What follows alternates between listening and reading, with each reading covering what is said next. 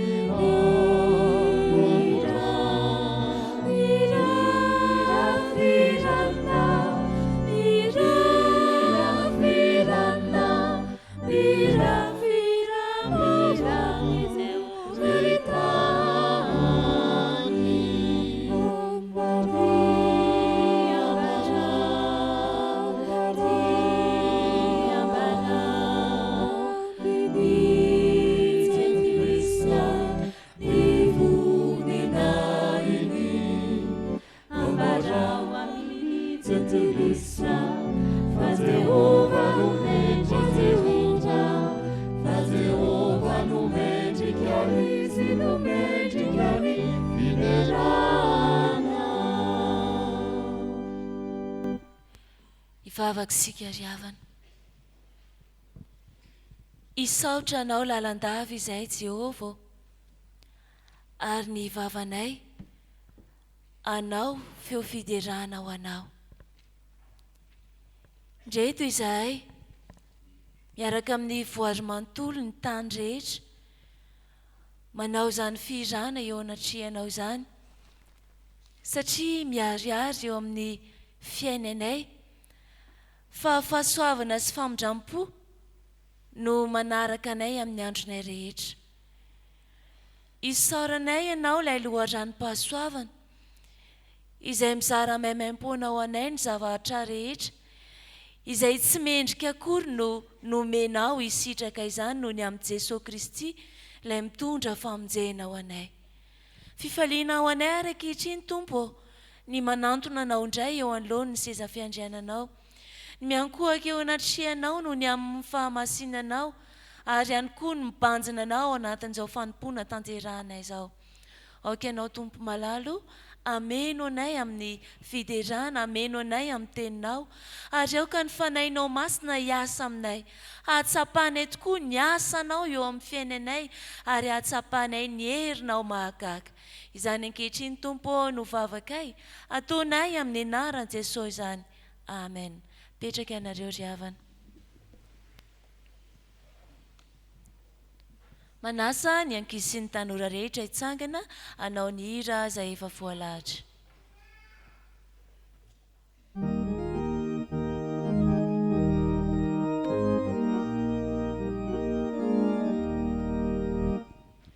Jesosy akaiza tsara benefit fitiavanao, tsy mamisy moarara, tsy avalaminao,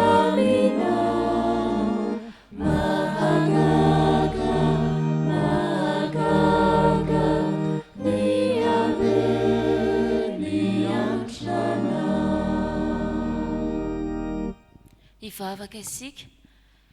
Jesosy malalo misaotra anao izay ankizy sy ny tanora rehetra, fa avelanao malalaka akeo anatrihanao. Misaotra anao izay fa omenao teny, omenao vatsy mba hatsara ny fiainanay. Amin'ny anaran'i Jesosy, amen. Petraka ianareo.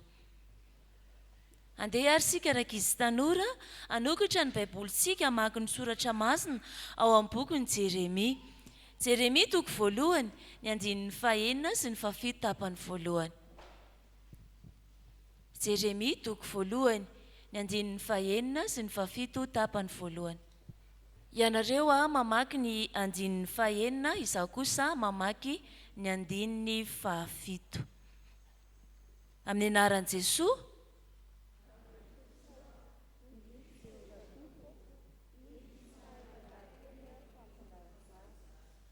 fa ho Jehovah tamiko, aza manao hoe mbola zaza aho. Ho amintsika tsirairay avy ry havana ny fiadanan'i Kristy, ity tenin'Andriamanitra ity dia tantaran'i Jeremia mpaminany. I Jeremia raika izy tanora teo amin'ny fiainany, teo amin'ny fiantson'Andriamanitra azy, dia nanana obstakla lehibe tamin'ny firosoana ho amin'ny antson'Andriamanitra. Nanana obstakla izy teo anatrihan'ny tenany, ary ihany koa teo anatrihan'ny manodidina azy. Hitantsika ny amin'ny teny izay nivakiana teo amin'ny andininy fahafito teo hoe aza manao hoe mbola zaza aho. Tenin'i Jeremia tamin'i Jehovah manko ny hoe mbola zaza aho. Teo amin'ny jiosy rankizy tanora, ny atao hoe zaza dia olona latsaky ny 30 taona. Mbola tsy azo lazaina hoe majeur zany i Jeremia. Ny olona feno taona no azo atao mpitarika, no azo atao mpitondra tao amin'izy ireo. Nefa i Jeremia na dia tsy tao anatin'izany aza, dia nividian'Andriamanitra no tendren'Andriamanitra. Isika koa ry havana dia izao tsy teo amin'ny tontolo jiosy intsony misy atsika, fa isika tsirairay avy dia efa volavolain'Andriamanitra. Raha mijery ny analoha antsika dia izao: fantatr'Andriamanitra sika, no amasin'Andriamanitra sika, no tendren'Andriamanitra isika ao amin'ny asa fanompoana. Mbola tsy teraka akory ianao dia efa misy lamy mapetrak'Andriamanitra, efa misy fanendren'Andriamanitra. Ary sarovy amin'ity andran'io ity fa ianao ankizy tanora io dia anisan'izay nitsongain'Andriamanitra tao anatin'ny maro ianao. Notsongain'Andriamanitra ianao matoa afaka misitraka izao fotoana izao. Notsongain'Andriamanitra ianao matoa natsoin'Andriamanitra hianatra ny teniny ary hizara amin'ny teniny amin'ny hafa. Koa antsika ary dia izao, io ary izay endrika obstakla eo amin'ny fiainanao.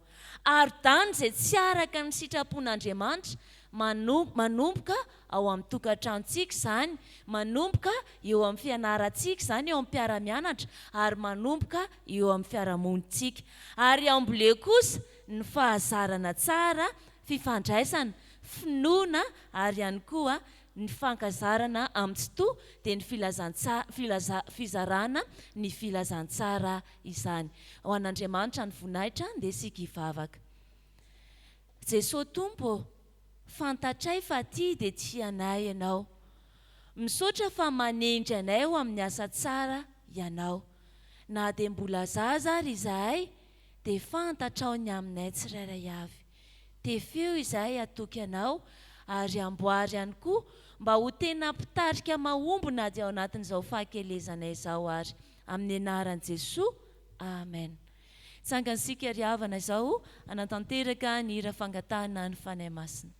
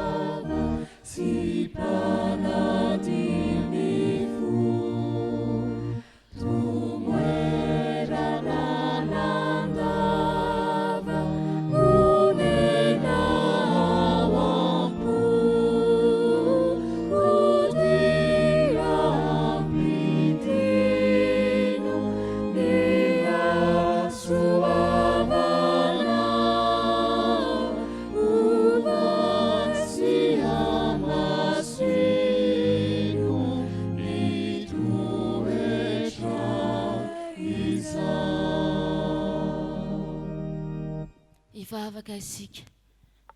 Ny teninao Tompo no firavoravona ho anay tsirairay avy. Izany dia mitondra aina ho anay.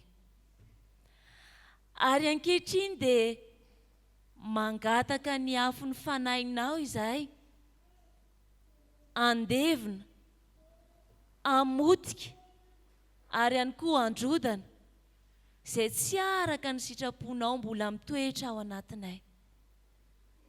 Tompo malalo, afanao izahay amin'ny alalan'izany teninao izany. Aoka ho tsapanay, fa ny fahasoavanao irery ihany no mahatoy izao anay.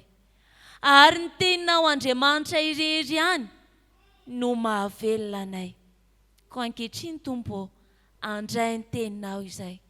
Ko aty amponay ny iraketanay izany, mba hahatonga anay tsy hanota eo anatrianao.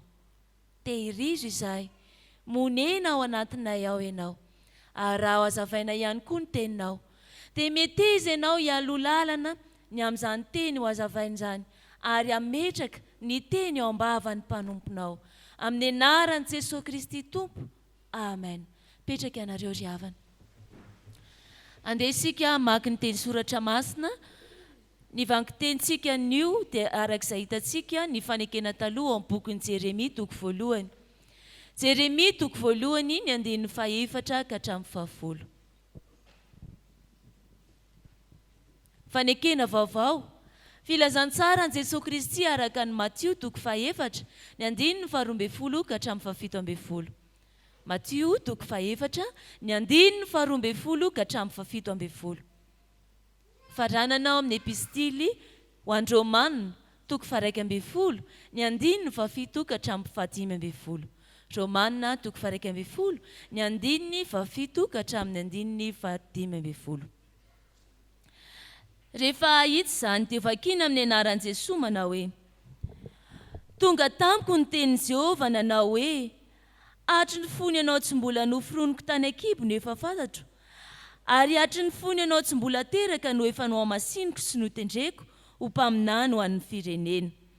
Ary io kosa aho, indrisy Jehovah Tompo, indro tsy mahay mandahan-teny aho fa mbola zaza.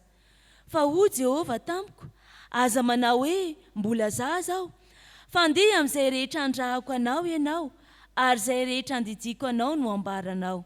Aza matahotra azy ianao, fa momba anao hamonjy anao aho, Jehovah.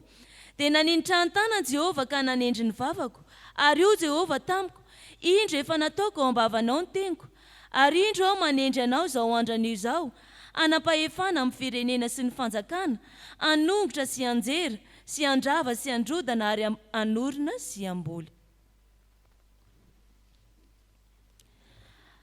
Ary noho nireny Jesosy fa efa voasambotra Jaona, dia lasa nakany Galilea izy. Ary noho niala tao Nazareta izy dia nakany Kapernaomy, izay amoron-dranomasina, ao amin'ny zaratany Zebulona sy Naftaly ka nonona tao izy. Mba hatanteraka izay nampilazaina ny Isaia mpaminany hoe: ny tany Zebulona sy ny tany Naftaly, ao amin'ny tany amoron-dranomasina ny andafon'ny Jordany ny Galilea, tany jentilisa, ny olona izay nitoetra tao amin'ny maizina dia manahita mazava lehibe, ary izay nitoetra tao amin'ny aloko ny fahafatesana ny mpisahany fahazavana. Ary tamin'izany andro izany dia nanomboka ny toroteny Jesosy ka nanao hoe: mibebay ianareo, fa efa akaiky ny fanjakan'ny lanitra.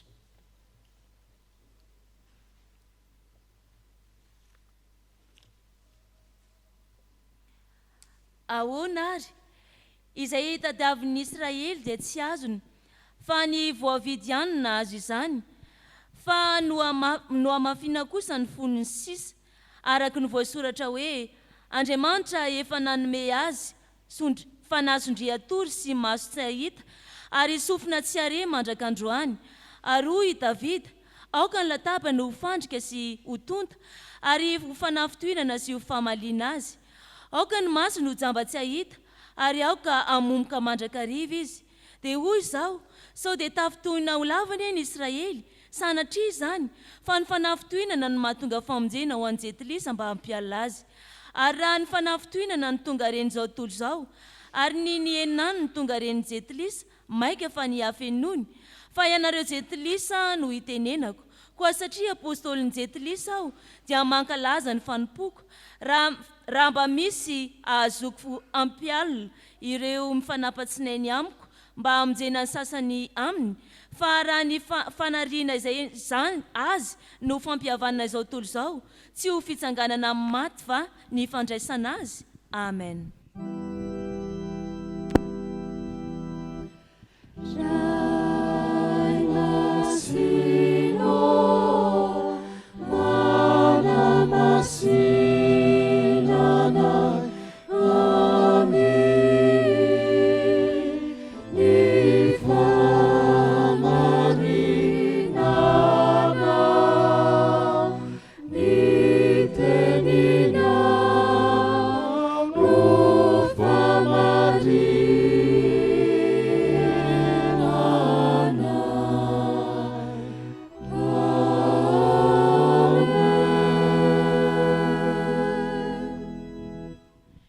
Mialoha ny andrenesantsika ny vahatsim-panasy ny fahamarinana omen'ny tenin'Andriamanitra dia andeha ataontsika eo am-pitsanganana ny hira izay voalahatra. Tsangansika ry havana.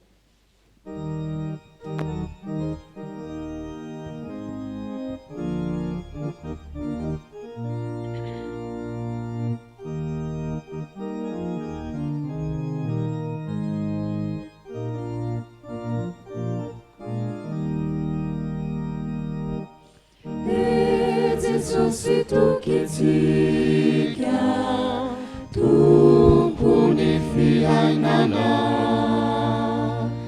tonga eto amintsika, oloko vangiana.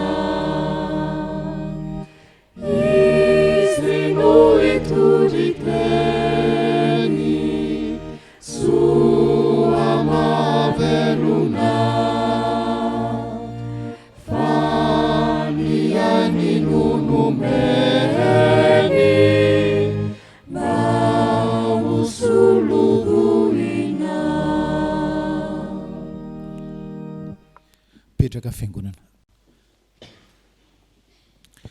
Vavaka Fjkm. Ray malalo, rainay no Jesosy Kristy tomponay. Faly zahay afaka mitoetra to tranonao am'izao marain'izao. Faly zahay tsy voasakan'ny orana.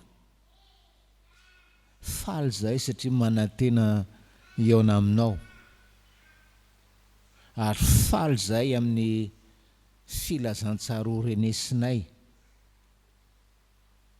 Satria apaty zay ivonao anay ny votoatin'ny afatra nentinao teteh tany Jesosy. Dia hoe mibeba ianareo fa efa akaiky ny fanjakan'ny lanitra.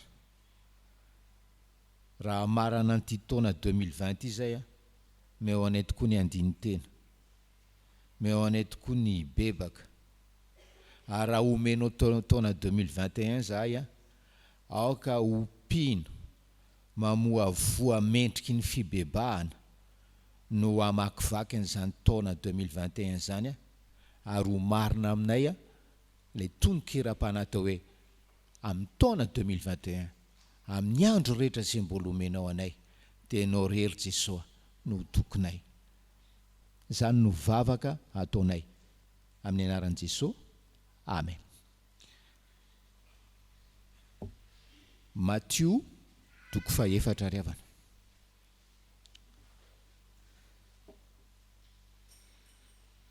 Matthieu toko fahaefatra. Dia raha antsika mamaky satria somary sarotsarotra le texte. Matthieu toko fahaefatra 10:10 ka hatramin'ny 17:10. Matthieu 4:10 ka hatramin'ny 17:10 amin'ny anaran'i Jesosy.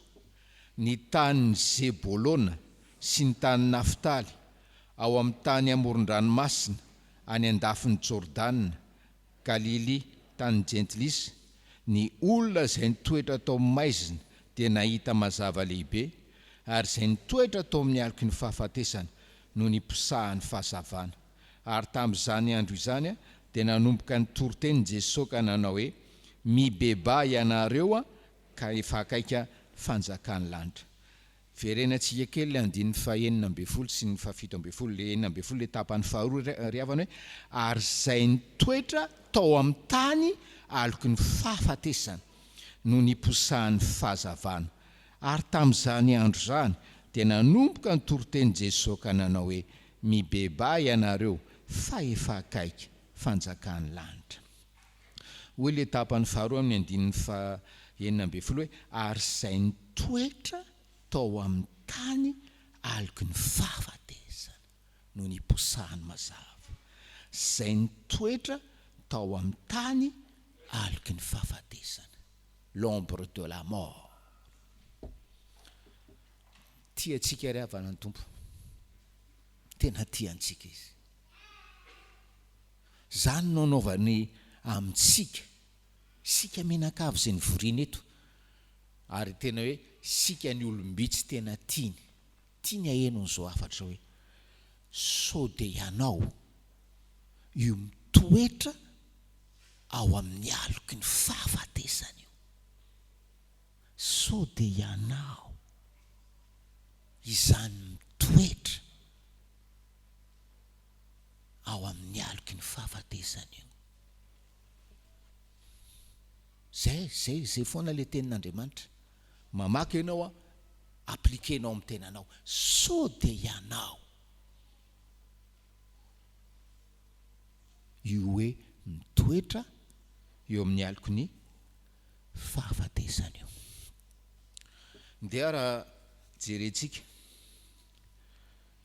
raha ato amin'le Matthieu 4 iza zany lazain'i Jesosy zany hoe mitoetra ao amin'ny aloko ny fahafatesana zany. Le ry amin'ny andiny fa 10:10 hoe ny tany Zebolona sy ny tany Naftaly. Zebolona sy Naftaly. Ny fahamarinana voalohany dia hoe Zebolona sy Naftaly no mitoetra ao amin'ny aloko ny fahafatesana. Zebolona sy Naftaly no mitoetra ao amin'ny aloko ny fahafatesana. Fa iza moa reto hoe Zebulona sy Naftalia ireto. Mamerina lesona tany amin'ny sekoly Alahady.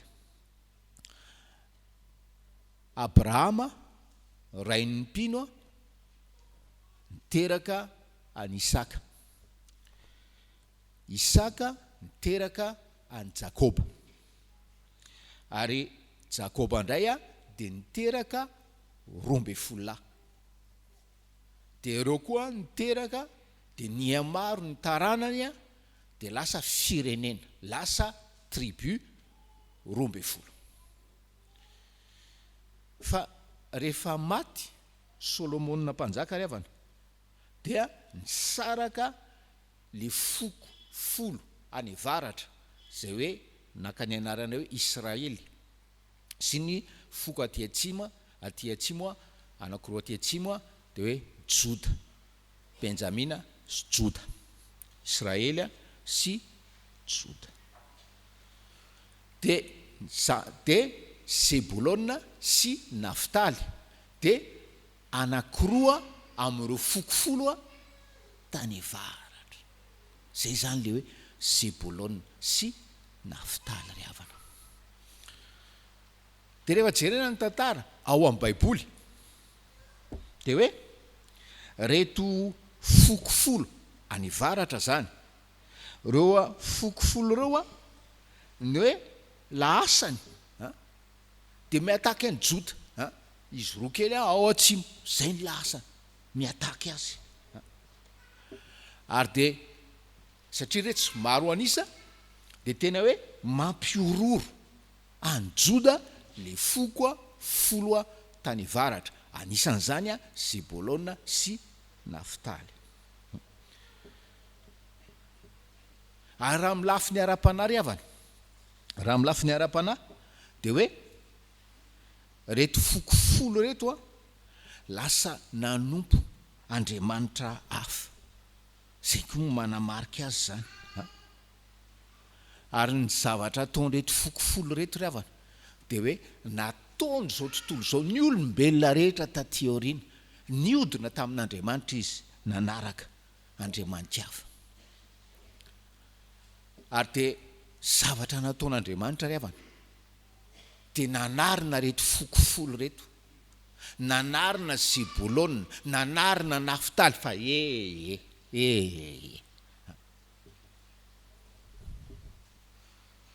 de ozy izy Jehova hoe andefasako ny Asirianina ianareo, andefasako ny Asirianina ianareo fa ho hitanareo ny Asirianina zany apahany amin'le Syrie amin'izao fotoana zao sy ny Irak amin'izao fotoana zao. Zay le Asirianina ao amin'ny Baiboly. Efa nisy ny Syria, misy koa ny Asirianina, apahan'le Syria amin'izao fotoana zao sy ny Irak. Reo zany ny rahan'Andriamanitra anafay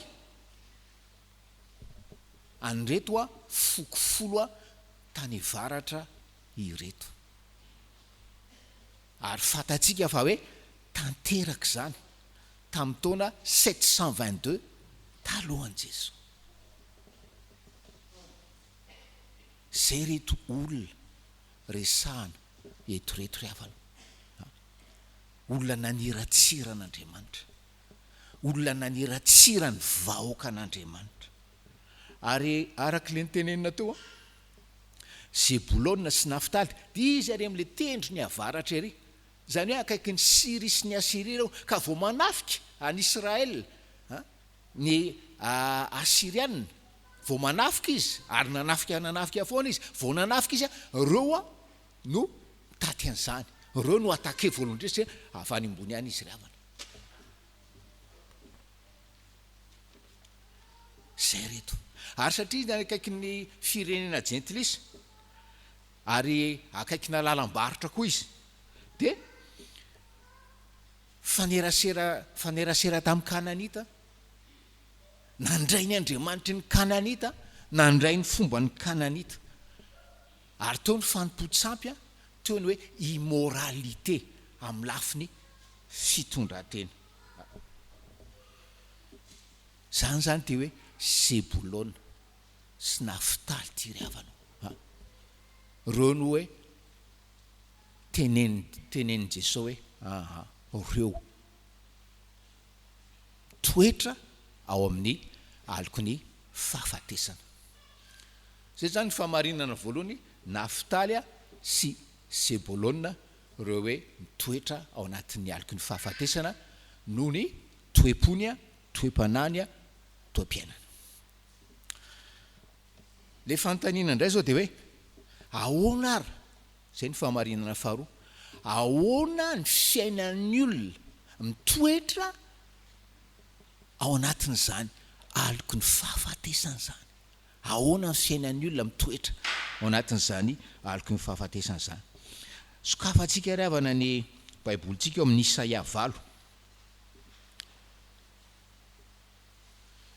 Io tenin'i Jesosy io manka avy eo amin'ny Isaia 7.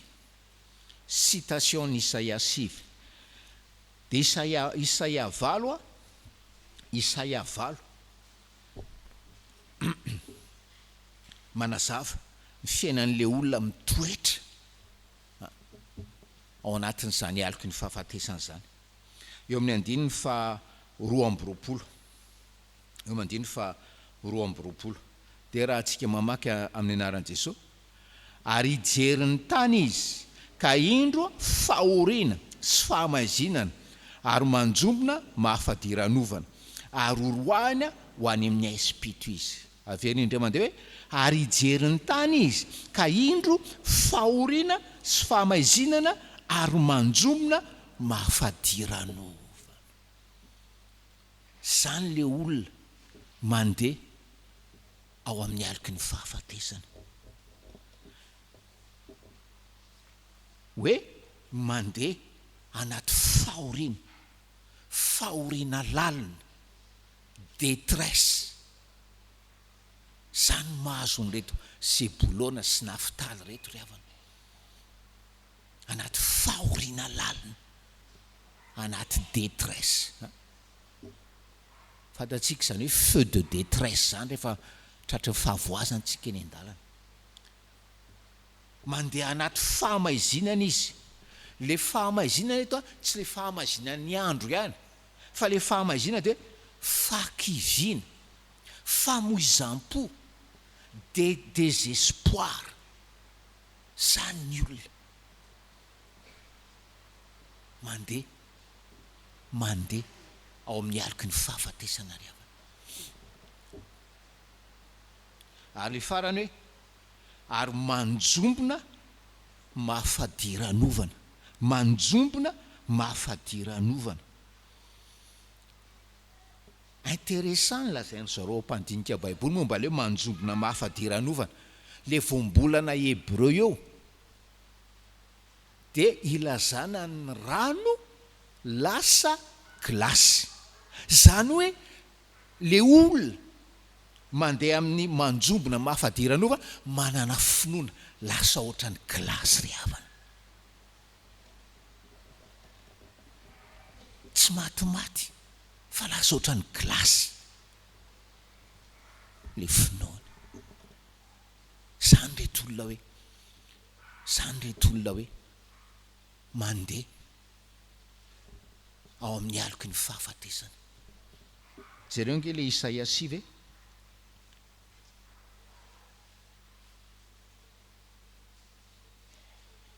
eo amin'ny andiny fa 7 andiny voalohany hoe ny olona zay mandeha amaizina, mandeha izy zany, fiainana zany ao anatin'izany. Fa raha makany amin'ny Matthieu 4 tsika, makany amin'ny Matthieu 4, Isaia miteny hoe olona mandeha amaizina, olona mandeha. Andiny fa 9:20, ny olona zay mitoetra tao amaizina. Tanareo mahasamihafa sy kely a. Ary amin'ny Isaia miteny hoe olona mbola mandeha. Zay le fomba fiainana zany, mandeha izy. Fa ato Jesosy dia milaza hoe tsy mandeha tsony izy, fa tena hoe mitoetra ao amin'ny aloko ny fahafatesana izy. So dia ianao zany hoe tsy mandeha intsony ao amin'ny aloko ny fahafatesana, fa tena mitoetra mihitsy hoe tsy mamakivaky aloko ny fahafatesana fotsiny, fa tena mitoetra amin'izany aloko ny fahafatesana zany ry havana. sambatra ianao raha mahatsiaro tena zany satria reo ihany no ahita fahazavana ry havana.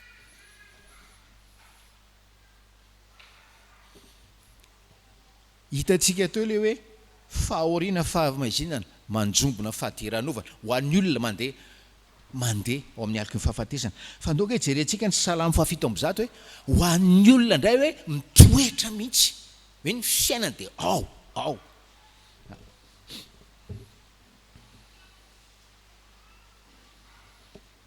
Andiny 10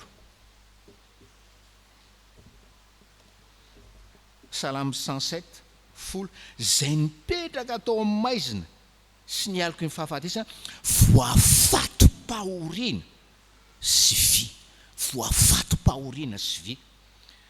Dia ny andiny 9 hoe nanorotoro ny varavarana varahana izy ary ny hidy vy no entena.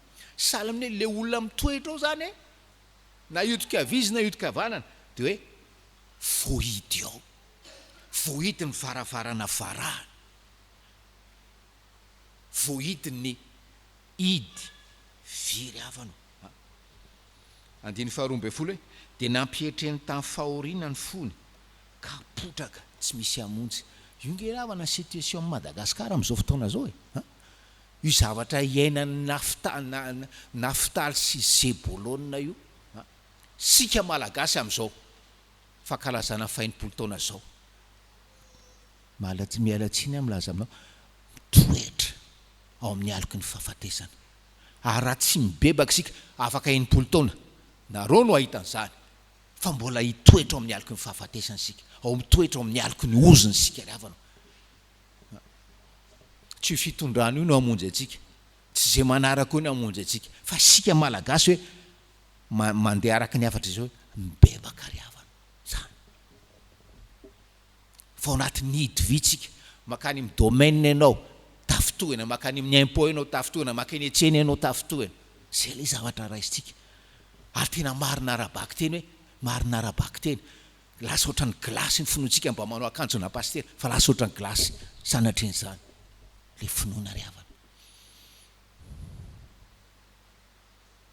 Satria tahaka nyretsy firenena tany avaratra retsy, tahaka ny Neftaly sy Zebolona niodina tamin'Andriamanitra isika, nanompo Andriamanitra hafa. Ary ny Andriamanitra voalohany topotsika malagasy, topotsika tsy hakanavaka. Voalohany indrindra dia ny vola, ary ny faharoa dia ny fafinaretana. Tsy ny fafinaretana ara-nofo ihany, fa fafinaretana omeny laza, fafinaretana omeny voninahitra, fafinaretana omeny fahefana. Reo ny topotsika ry havana. Ary ny totalin'izany ty firenena Madagasikara ty dia tahaka an'le fokorombe folo tany avaratra. Malagasy tsirairay dia mitoetra ao anatin'ny alika ny fahafatesana. Inona ary ny solution? Ozy izy Jesosy ry havana. Verinao Matthieu 4 sika.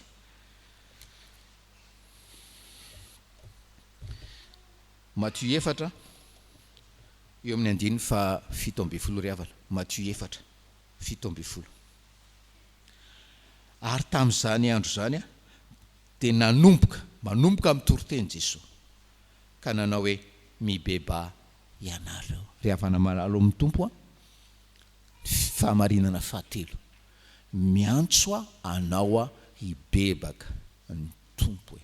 Miantso atsika hibebaka ny tompo. Luc 24 ange. Luc 24. Jesosy nitsangana tamin'ny maty. Jesosy niseho tamin'ny mpianatra, niara-dia tamin'ny mpianatra, dia mbola mampianatra ny mpianatra. Luc 24 46 47 azafady. Luc 24 47. Ary mba ho toriana amin'ny anarany ny fibebahana ry havanao. Manomboka mitoroteny Jesosy dia mibeba. Tsangana amin'ny maty izy alohan'ny akarana any an-danitra dia torio ny fibebahana sy ny famelan-keloka. Zany ny résumé an'ity Baiboly ty ry havana. Antso ho amin'ny fibebahana, antso ho amin'ny fibebahana.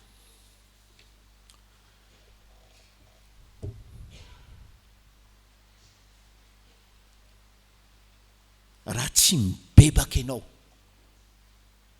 tsy ahitany fahazavana aina hoentan'i Jesosy Kristy. zay manko le lazay raha mivenao amin'ny Matthieu 4 isika, donc jerena tsara le fomba fitenin'i Jesosy azy.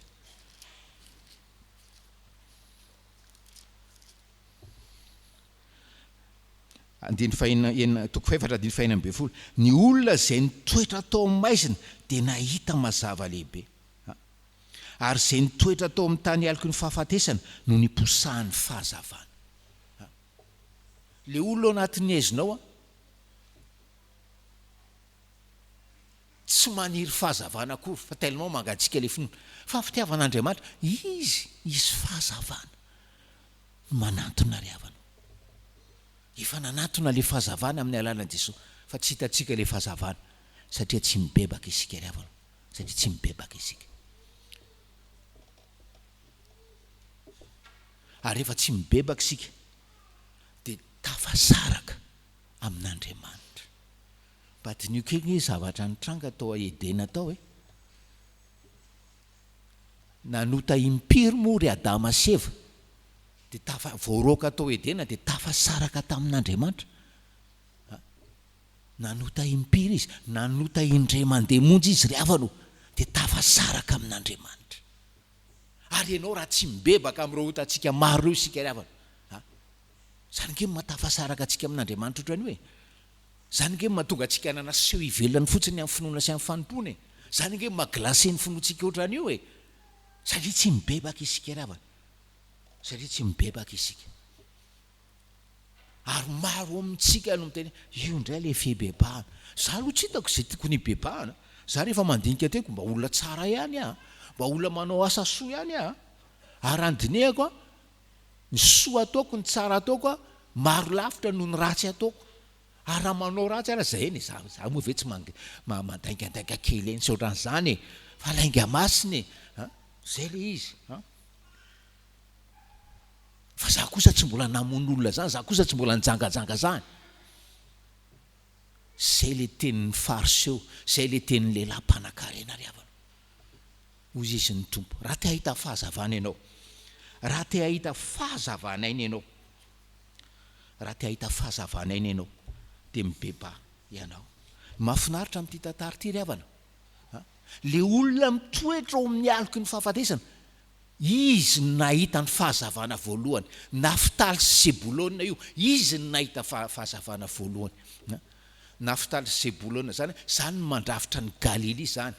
Zany Galily zany tenenan'ny Natanaela hoe moa misy zava-tsovy afaka mivoaka ao Galily ao. Ao Galily ao no nahita an'izany hoe fahazavana voalohany zany havana. Le olona mitoetra ao anaty aloko ny fahafatesana, zany nahita voalohany zany. Nazareta tanàna nahabe an' Jesosy any Sebulona zany. Kapernaum quartier général Jesosy tamin'izy niahy nitory tety an-tany any Nafitaly zany ry havana, any Galily zany. Zany ny fonjena voalohany. Raha miaiky ianao fa mitoetra ao amin'ny aloko ny fahafatesana, ianao no azo famonjena voalohany, ianao no azo zany fahazavanaina voalohany zany havana. Zany ny vaovao mahafaly. Miantso antsika ho amin'ny fibebahana ny tompo ry havana, miantso antsika ho amin'ny fibebahana ny tompo. Tsotra angely atao fibebahana, tsotra ny atao fibebahana hoe changement de direction. Hoy ny teny fantatrareo. Ny mahafinaritra le fanazavana hoe ny olona mibebaka dia tonga saina izy fa namelamosina an' Jesosy. Zany ny udiny anoatran'izao. Tonga saina izy namelamosina an' Jesosy. Ahoana fomba tsy hanomezaka lamosina an' Jesosy tsony? Ataoko eo amin'ny laoko amin'izay izy. Zany ny olona mibebaka zany ry havana. Ataoko eo amin'ny laoko izy. Ary raisiko le tanany, efa natsotrany teo amin'ny hazo fijaliana, raisiko le tanany tia nitarehana ry havanao ho amin'ny lalan'ny fiainana, ho amin'ny lalan'ny fahamarinana. Dia izy eo amin'ny laoko, za manaraka azy dia tsy mamelamosina, tsy mamelamosina azy intsony aho. Zany vaovao mahafaly. Tian'Andriamanitra hiposaka ao amintsika zay mitoetra ao amin'izany aloko ny fahafatesana zany, ilay fahazavana aina. Fa zao vonona nibebaka marina ve ianao? Ho aminao ny fahasoavan'ny Tompo. Amen.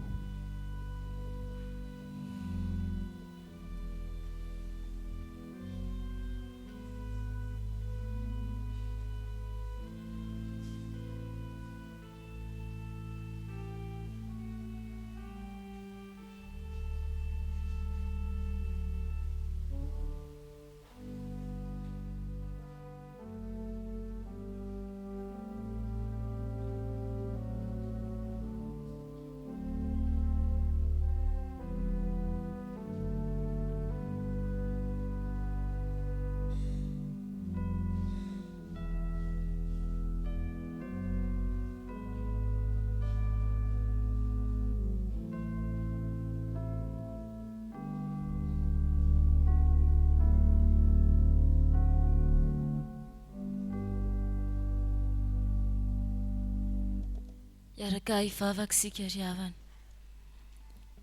Jesosy malalo, inty izahay latsaka tao anatin'ny aizina, latsaka tao anatin'ny tsy fahalalana.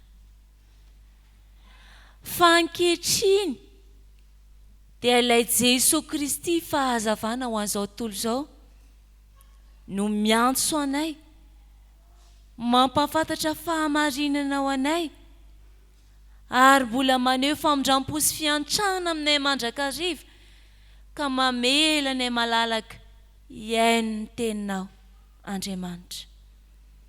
Misaotra Tompo ny amin'ity soratra mazina izay renesinay, mampafantatra anay indray fa tahaka ny Zebolona sy Nafitaly ihany izay, raha mbola mitoetra ao anatin'io aliky ny fahafatesana io.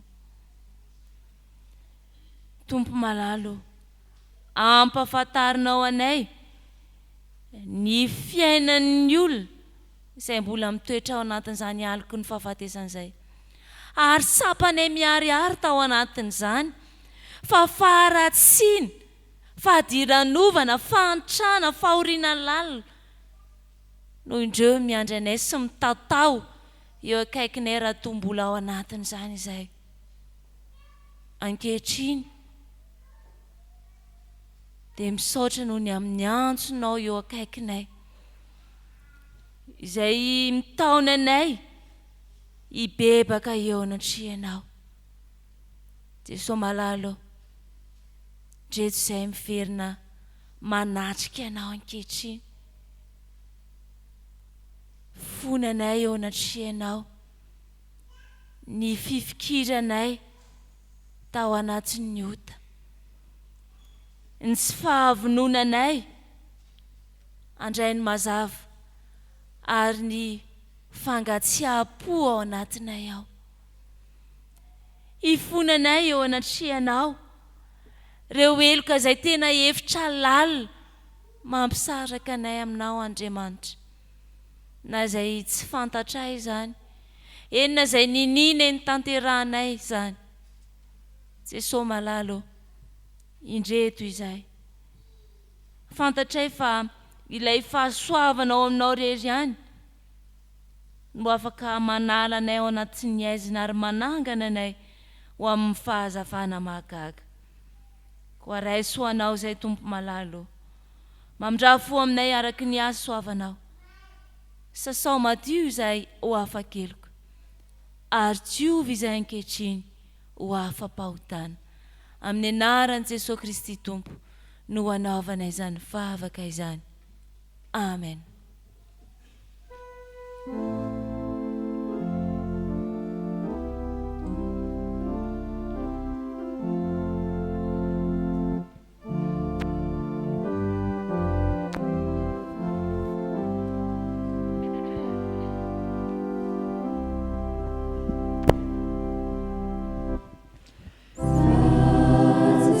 Soluana,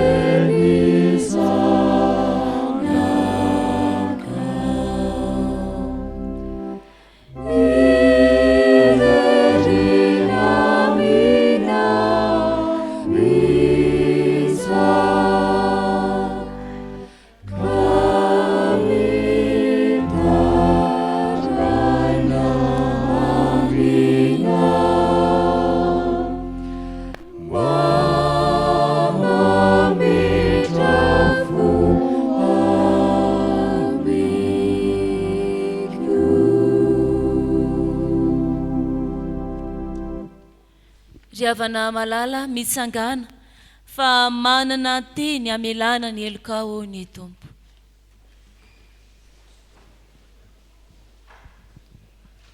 Ho ny tompo aminao, no ny anarako dia hononiko ny fahatezerako, fa fahasoavana namonjena anareo amin'ny finoana, ary tsy avy aminareo izany fa fanomezana avy amin'Andriamanitra.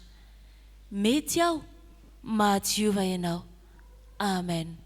Barako amin'ny anaran'i Jesosy Kristy tompo ary havana, fa voavelany elokao noho ny anarany masina mihiderany tomponao. Sambatra ny olona izay voavelany elo sy voasarona ny fahotany. Sambatra ny olona izay tsy sain'i Jehovah eloka ary tsy misy fitaka ny fanainy. Amen.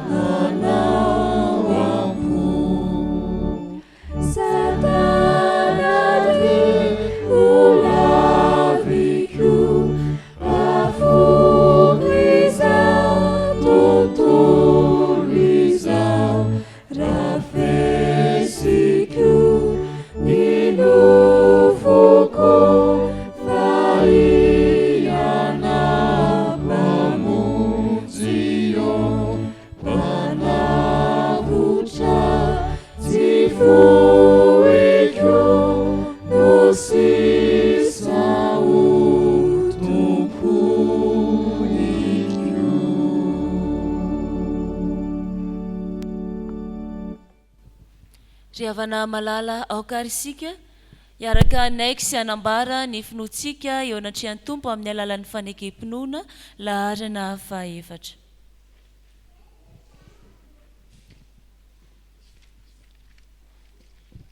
Manambara ny finoantsika an'i Jesosy Kristy isika dia araka ny teny jaona mpanompa ty izao hoe indro zanak'Andriamanitra izay nanaisitra ny fahotany izao tontolo izao. Sy araka ny teny nataony Andrea hoe efa nahita ny Mesia izahay. Sy araka ny teny nataony Samotra hoe raby eo, ianao zanak'Andriamanitra, ianao fantsaka ny Jiosy. Sy araka ny teny nataony mpizary Martana hoe ny tenanay nandre fa fantatry fa izy tokoa ny mpamonjy izao tontolo izao. Sy araka ny teny nataony Petera hoe ianao ny Kristy zanak'Andriamanitra velona, ianao no manana ny teny fiainana mandrakizay. Sy araka ny teny nataony Tomasy hoe Tompoko sy Andriamanitra. Amen. Petraka ianareo ry havana. Dia isika ry havana hiaraka hivavaka. Jesosy malalo, fifaliana ho anay mandrakariva, miantahanty eo anatrehanao ilay rainay, ilay mazoto mamaly soa ho an'izay rehetra mitady sy mangataka aminao. Misaotra Tompo malala fa rain'ny famindram-po ianao, mandray anay tokoa olonao, izay ilay olonao ary ianao ilay Andriamanitray, ka manorina fanekena aminay ianao ary mahantanteraka izany aminay tsirairay avy. Misaotra Andriamanitra, fantana-pahasoavanao no mbola mahatoy izao anay, mbola niazona anay, niazona ny finoanay tsy ho reraka. Ary misaotra ihany koa ny amin'ny fahasoavana rehetra izay niraisinay tsirairay avy tao aminao, dia niositra maro sy maro samihafa izany izay nomenao anay ary nitarianao anay mba ho tena mpanompo mahatoky. Ankehitriny Tompo, dia faly izay manantona anao mangataka aminao, ampianariny fahasoavanao tokoa izahay, anantanteraka ny asanao ampahazotona sy ampifaliana. Tompo malalo, ataovy atsy anatinay ny fahavononam-panahy, anohy ny asanao, antanteraka ny asanao. Arovy izahay ao anatin'izany fandihananay ho amin'ny asa izany. Tafiohery mandrakariva izahay, arovy amin'ny asan'ny Satana fahavalo. Ankehitriny koa Tompo, dia mangataka aminao izay ny aminay tsirairay avy. Tianay izay Tompo mba tena iaina ny maha olona afaka anay tsirairay avy. Ary fantatray noho ny amin'ny teninao fa raha zanaka no hanafaka anay, dia ho afaka tokoa izahay. Jesosy malalo, ndreto ary izahay dia ho afapatotra, dia ianao no angatahanay antanteraka izany eo amin'ny fiainanay. Ianao no angatahanay ihany koa andamana ny fiainanay rehetra, indrindra mba hitondra anay eo anatrehanao. Tompo malalo, mahafantatra ny aminay ianao. Eo am-pelantananao no apetraka izao ny momba anay rehetra, izay fanahiana rehetra misy eo amin'ny fiainanay, dia ianao no anakinanay izany. Jesosy malalo, amin'ity andran'io ity dia manapa-kevitra izahay fa ataonay eo alohanay mandrakariva ianao. Mialoha lalana Tompo Soa malalo, na amin'ny asa izany, na amin'ny fivelomana izany, eny aminay tsirairay avy koa aza. Tompo malalo, fantatray fa miandraikitra ny aminao ianao. Ianao milaza aminay araka ny teninao teo manao hoe aza matahotra. Fantatray fa momba anay ianao, koa izany no toko sy hero anay. Koa ankehitriny sitraka ny mampiombona ny fivavakay amin'ilay nampianarinao anay manao hoe Rainay izay any an-danitra, fa masinina ny anatranao, ho tonga ny fanjakanao, atao anay sitraponao ety an-tany tahaka ny any an-danitra. Eo anay izay nasasa ao anay, ary mamelana elokay tahaka namelana izay meloka taminay. Aza mitondra anay amin'ny fakapa, manafanay amin'ny ratsy, anao ny fanjakana sy ny hery ary voninahitra mandrakizay. Amen.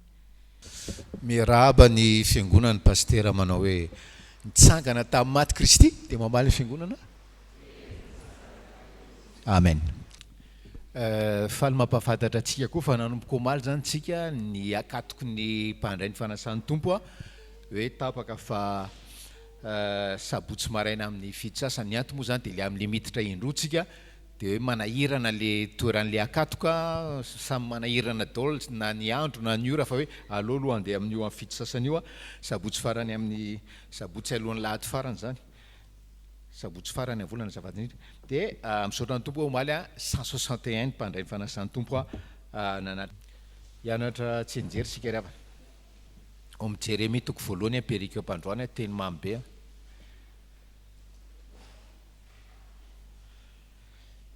Jérémie toko voalohany teny hoentsika mamakivaky ny taona vaovao ny androm-piainantsika sisa Jérémie toko voalohany ny andininy fahadimy tapany voalohany ihany fohy kely amin'ny anaran'i Jesosy ahatry ny fony anao tsy mbola noforoniko tany ekibo no efa fantatro mbola tsy niforonina akory tsika de efa fantatra Andriamanitra tao kibo tsika fantatra Andriamanitra naterantsika sady fantany momba atsika izy tsy mafoy atsika ndao raha veriny mandeha le tapany voalohany ahatry ny fony anao tsy mbola noforoniko tany ekibo no efa fantatro indray mandeha ndray hoe ahatry ny fony anao tsy mbola noforoniko tany ekibo no efa fantatro indray mandeha ndray hoe ahatry ny fony anao tsy mbola noforoniko tany ekibo no efa fantatro indray mandeha ihany hoe ahatry ny fony anao tsy mbola noforoniko tany ekibo no efa fantatro farany hoe ahatry ny fony anao tsy mbola noforoniko tany ekibo no efa fantatro tena farany hoe ahatry ny fony anao tsy mbola noforoniko tany ekibo no efa fantatro ndao ary andramana amin'izay hoe ahatry ny fony anao tsy mbola noforoniko tany ekibo no efa fantatro indray mandeha mba samy mbola misalasala kely tsika ahatry ny fony anao tsy mbola noforoniko tany ekibo no efa fantatro ndao ary Jérémie 2:5 amin'ny anaran'i Jesosy ahatry ny fony anao tsy mbola noforoniko tany ekibo no efa fantatro amen vita soma tsara ny fitokanana ny fiangonana tany aviavy ry havana misaotra an'Andriamanitra ny amin'ny famindram-pony misaotra ny tompo fa araka ny tenin'ny président amitany de hoe efa taona zao ny président izy tsy mbola nahita fitokanana fiangonana ohatran'ity de sorantsika ny tompo zany ary tena marina rahabaky teny le fomba fitenitsika hoe ho an'Andriamanitra irerany any voninahitra zao de mangataka ny monsieur Jean-Aimé izay nitarika anay FF tany tarika ny tafika masina tany hanao fizarana mikasika ny zavatra hoe mba tsara ho fantatra ampaherezana atsika ampaherezana atsika amin'izao akatiky ny taona vaovao zao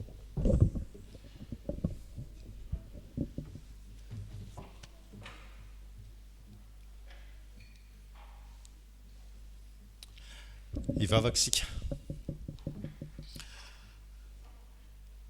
nomemboninahitra tokoa ianao Andriamanitra tamin'ny asa no tanterahana tany anaviavy satria de toerana nitoetra tao amin'ny maizina teo amin'ny aliko ny fahafatesana no nitondranao ny fahazavana ary vita soamantsara ny asa tany ny fitokanana ihany koa an'izany tranonao zany ankehitriny raha izara foy ny amin'ny teny vitsy nataon'ireo karazana olona tany amin'izany faritra izany de mangataka anao zay fanahy masina mba hiasa amin'ny alalan'ny teny zay zaraina eto mba ho fampaherezana ny fiangonana sady ho fampirisihana anay ny mbola anao bebe kokoa hatrany hitombo amin'ny fanomezam-boninahitra ny anaranao amin'ny anaran'i Jesosy nanaovanay ny vavakay amen de manonona ny fahasoavan'ny tompo amin'ny fiangonana nisy apahateny nataony ny PS ny Kristy Ranovelona ambovombe androy tamin'ny fandraisam-pitenenany nanao hoe marobe ny fiangonana efa nanorina fiangonana atao amin'ny synodam-paritany fa ianareo isotro fitiavana no nahavita voalohany. Tao anatin'ilay vinany Fjkm, ny ainga tamin'ny filohan'ny Fjkm le hoe asiana fiangonana Fjkm ny commune 700 eto Madagasikara, dia isika zany no nahavita voalohany tao amin'ny synodam-paritany Kristy rano velona Ambovombe Androy. Ity indray misy teny fijoroana vavolombelona tamin'ilay gardien ny fiangonana amperinasa ao anaviavy. Milohan'ny zarako foy an'le teny dia andeha verenantsika vakina le Matio teo, Matio 4 fa mifanitsy tanteraka amin'izay zavatra ambara eto io teny izay notoriana tamintsika androany io. 2:20 amin'ny anaran'i Jesosy, andao isika rehetra no iaraka mamaky. Ny olona izay nitoetra tao amin'ny maizina dia nahita mazava lehibe, ary izay nitoetra tao amin'ny tany aloko ny fahafatesana no nipisahany fahazavana. Raha mamerina kely fijoroana vavolombelona nataoko teto ndray maka tamin'ilay hoe vehivavy narary mafy tsy nahita fanasitrana na lany vola amin'tiarena nandritra ny taona maro tsy sitrana, fa rehefa niasan'ireo katekista amin'ny rahavavy izy dia nanapa-kevitra hoe eto mivavaka, ary dia niasa taminy ny herin'Andriamanitra anadahan'io vehivavy io ity gardien ny fiangonana ao anaviavy ankehitriny ity. Foko bara zay no foko misy an'io gardien io, ary zany foko bara zany tsy tia fivavahana zany, na azo lazaina mihitsy hoe manda fivavahana amin'Andriamanitra velona izany foko bara izany. Zany foko bara zany dia tena hoe itoeran'ny herisetra zany, ary na dia piray tapo aza dia tena hoe mifamono, ary amin'izareo amin'ny faritra atsimo iny zany hoe mifamono zany, olona mifamono zany dia ohatrany zavatra mandeha ho azy zany. Fa rehefa tena miady na dia piray tapo ray kibo azy dia vitan'izareo ny hoe dorany mihitsy ny trano, dorana ny trano. Tao anatin'izany no sehatra ny beazan'ity gardien ity, fa noho ny nahitan'ireo katekista azy hoe mba miavaka amin'ireo piray tapo ity gardien ity no ny antsona azy anao an'izany asa gardien izany. Dia rehefa tafaresaka tamiko tany izy nifampizara kely, nisy fotoana ndray azomata amin'ny tonga tany anaviavy nitondra an'ireo fanaka, dia nanantona izy hoe marary ozy mivadiko. Dia rehefa nijerena teo tokoa ilay vadiny be voka mantsy ny vadiny tamin'izay fotoana izay dia narary. Dia rehefa nanontaniana ny zoina teo dia hoe tena efa somary ratsiratsy ilay fitranga ilay aretina. Ny antso taty Antananarivo avy hatrany hoe mba alefaso ny fiveloman'ilay gardien fa marary mafy ny vadiny, mba afahany mitsabo aingana an'io vadiny io. Dia isaorana an'Andriamanitra moa fa tonga soamantsara ka afaka nitsabo izy. Dia niraisy ny dokotera an-tanana, indrisy fa le zaza tao akibo moa zany no efa simba, efa 3 andro no efa simba tao akibo ilay zaza, fa noho ny tsy fisian'ny vola dia zay vao afaka natao ilay fampiterahana zany. Ny any amin'iny faritra iny ry havana, rehefa tsy manam-bola dia tena hoe mandeha mody hiandry fahafatesana. Zay ny any amin'ny faritra atsimo iny, rehefa tsy manam-bola ianao dia mandeha mody miandry fahafatesana. Fa sofa tonga soamantsara ny fivelomana, afaka nanantona fitsaboana sitrana soamantsara.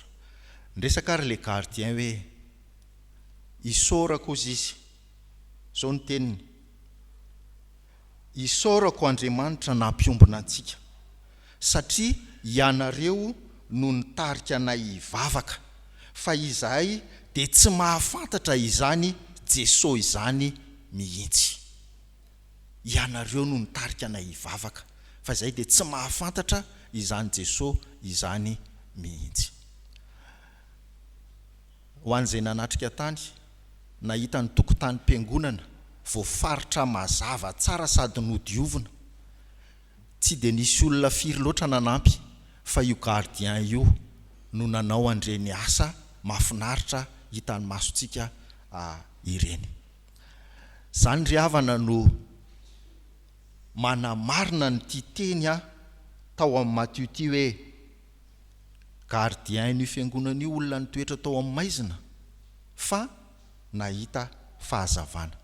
Ary rehefa niresaka tamin'ny pasteur Bary tao Betroka hoe inona no atao anaran'ny fiangonana, dia tsy nisalasala izy namaly hoe ny fiangonana rehetra manerana ny distrika dia fahazavana no anarany, fahazavana no anarany. Dia nomena ny anarana zany ny fiangonana anaviavy hoe Fjkm fahazavana anaviavy. Ary dia izay mihitsy ilay fahamarinan'ilay teny hoe nahita ny mazava ity gardien ny fiangonana ity. Eto am-pamaranana ry havana dia tenina olona anankiray tao amin'ny mpisakafoanana tamin'izany fitokanana izany koa no entina mamarana azy. Ny aiky mihitsy tamin'ny teny nataony ty dekona tao Betroka sady birao-piangonana hoe tena nanao ianareo, tena nanao ianareo. Marobe ny finosin'izany teny zany tamin'ny zavatra hita amin'ny masony, fa ny fitininy tamin'izany teny tokan'izany hoe tena nanao ianareo. Ho fampirisihana sy ho fampahirezana anao fiangonana. Tsy miasa jambarafozana akory ianao fiangonana. Tsy hoe manao zavatra tsy hitany masonao ianao dia tsy misy vokatra azo tsapaitanana. Fa Andriamanitra miasa amin'ireny asantsika sy fanomezana, fanolorana, fanohanana ataonao fiangonana ireny. Ary tsarovy fa noho ireny zavatra natao ireny dia misy olona kasihan'ny tompo, misy olona mahita ny mazava, misy olona nitoetra tao amin'ny maizina fa nahita ny fahazavana. Zany ve dia tsy ampahery anao, zany ve dia tsy ampirisika anao indray ny mbola anao mihoatra noho izay efa natao, kanefa kosa tokony isaina kely ihany tsika ny amin'ilay toriteny teo hoe raha ozy ilay ten'ilay birao-piangonana hoe tena manao ianareo, so dia ny asa kosa nefa ny tena ataonao, so dia mifanomezana ny tena tolotrao, fa move ny elohavana fibebahana zany. Ho an'ny tompony voninahitra. Amen. Tonga amin'ny tapany farany amin'izao fitsoroana vavolombelona izao sika ry havana. Dia ny joroantsika vavolombelona no ny fahasoavan'Andriamanitra nyraisintsika tao anatin'ny taona manontolo. Mba sokafy ange baibolinareo amin'ny Korintiana voalohany toko 4 ry havana. Korintiana voalohany toko 4. Dia erahantsika mamaky mafy Korintiana voalohany toko 4 ny andininy 7.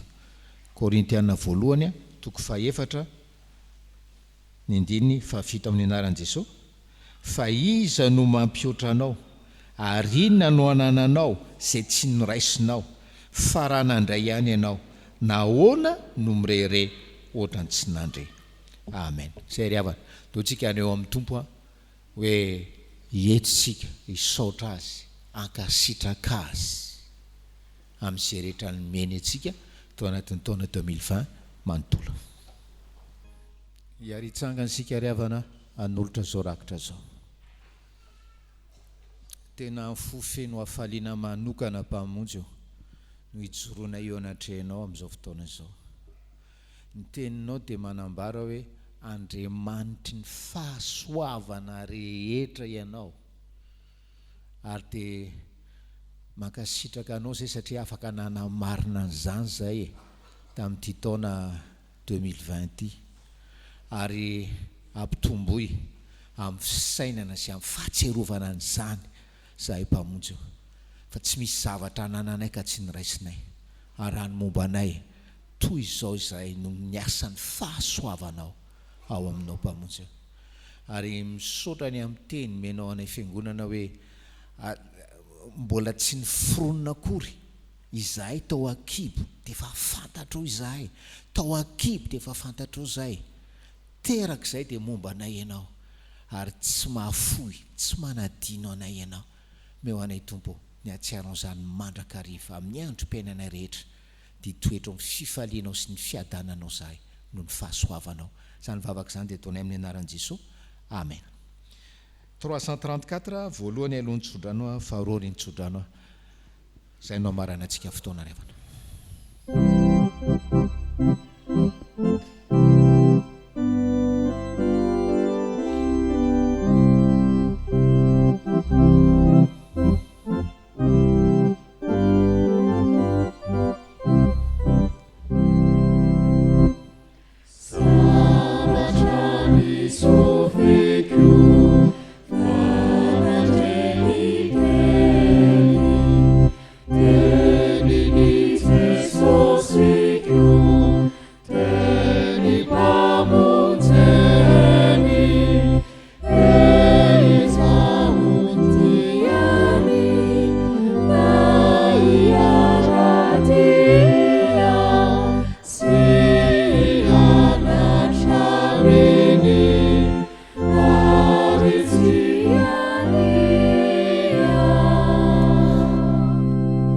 Tanteraka aminareo anie ny tsodrany tononona amin'ny anaran'ny tompontsika.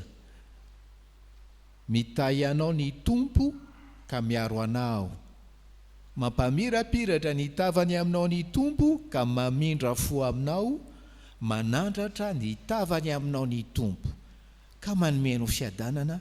Amen.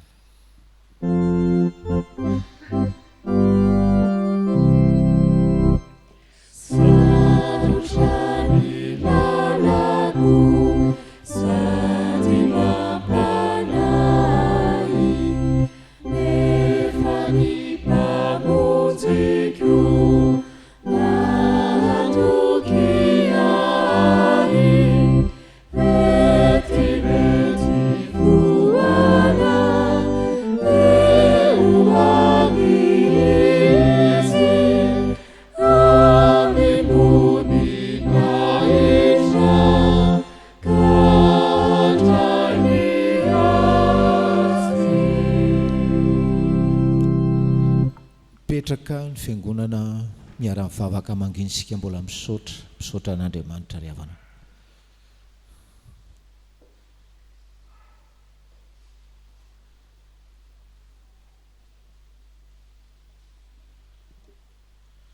Ho an'Andriamanitra velona izay miantso anao hibebaka, ho azy irery any ny voninahitra amin'ny anaran'ny Ray sy ny Zanaka ary ny Fanahy Masina. Amen.